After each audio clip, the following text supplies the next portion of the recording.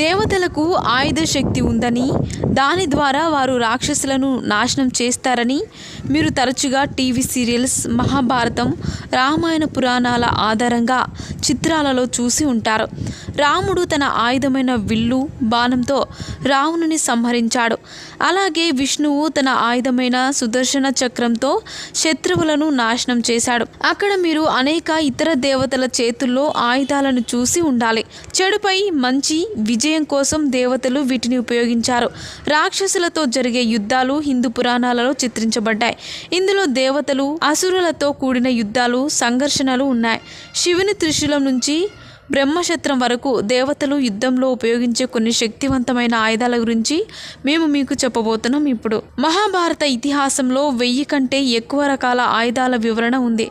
మంత్రాల ఉచ్చారణ ద్వారా ఉపయోగించేవి. ప్రతి ఆయుధం కథ కూడా విభిన్నమైనది, ప్రత్యేక